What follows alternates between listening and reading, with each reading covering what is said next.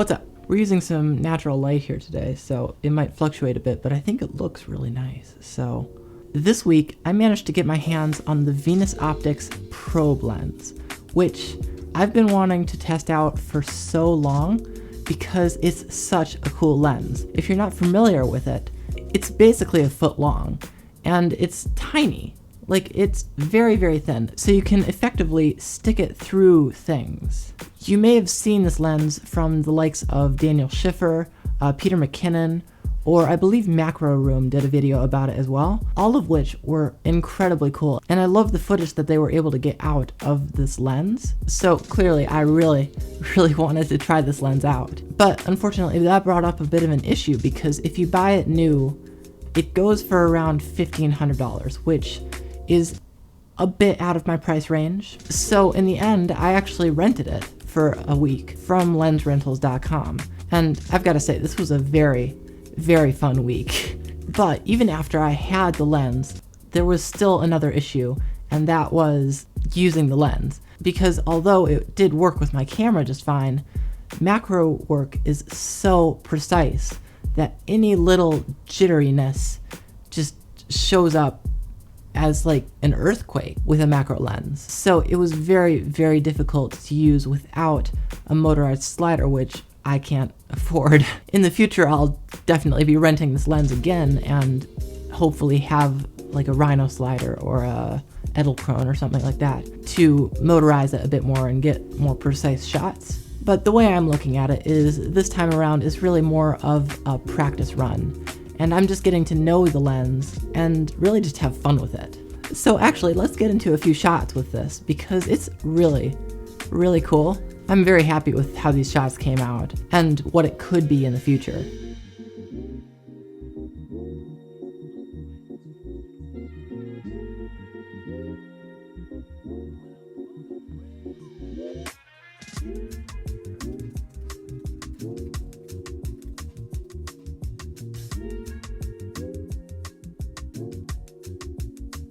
Now, alright, so these shots were just awesome, and I love the way that they turned out, but they're very dark, and I've had to do some very strategic processing in post to get them to look the way they do. Which brings me to another point about this lens, which is that this lens is f14 to f40. The lens that I'm shooting this on right now is the Sony 35 1.8. I believe it maxes out at 22. So it's unlike any lens that I've really used before in that respect. Actually, in a lot of respects. What that means is because it's a macro lens and you're so close to things, if it was 1.8, there essentially wouldn't be really anything at all in focus. So you have to have a really, really tiny aperture to get anything of use out of the lens. But because it's so high in aperture, that also means you have to use a lot of light. And that was a struggle throughout this entire thing. Because if you have a lot of light, that's great, but then you're getting either really harsh shadows, or it's too dark, or there are multiple shadows, and it's hard to make it look good. But towards the end, I just set up like 4 lights all centered in on one object on my table, and just used that. It wasn't the most glamorous of solutions, but it worked pretty well, and I love some of the shots that I got from it.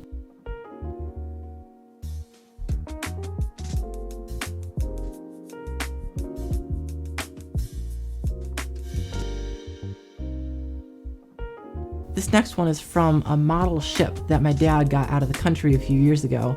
It's been in our living room for quite a while, so it's pretty dusty, but it looks pretty cool under macro.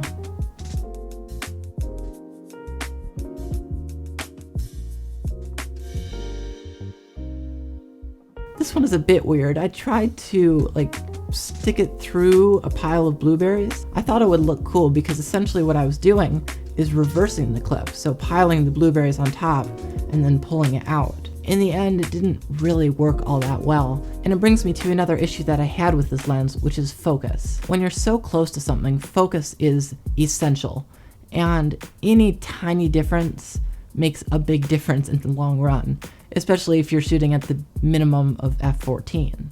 So again, this brings me to the idea of a Rhino slider or an Edelkrone, where you would have automated focus that you would use through the app and it would set the focus for you. But in this case, I just tried to turn the focus dial while pulling it back. It didn't turn out all that well, but I'm pretty happy with how the shots turned out for a first try.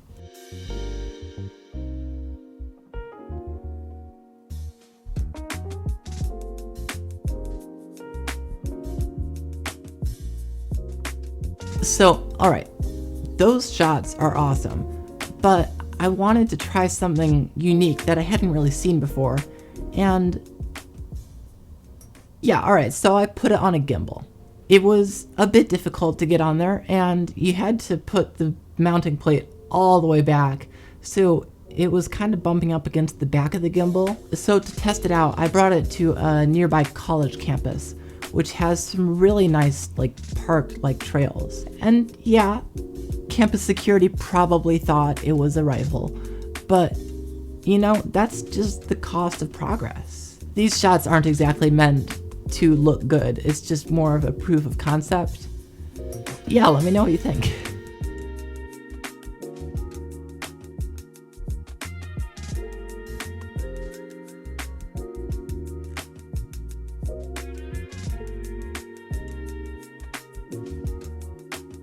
So, probe lens. It's pretty cool. I'm so glad that I got to use this thing, and I'm really hopeful that I'll be able to use it again in the future. It wasn't that expensive to rent, so if this video does well, I'll definitely be doing this again, because A, it was really fun, and B, it looks really cool. So, what better combination is there? And of course, if you do want to see a follow-up to this video, make sure to subscribe, because according to YouTube statistics, literally 69% of the people who watched that last video weren't even subscribed. And I'm so close. I'm literally 2 subscribers away from 100 subscribers. So, you know, if you could subscribe, that would be pretty cool. But either way, thank you so much for watching, and yeah, have a great day. It is, oh shoot, all right. It's kind of get into the, oh gosh, this is disgusting.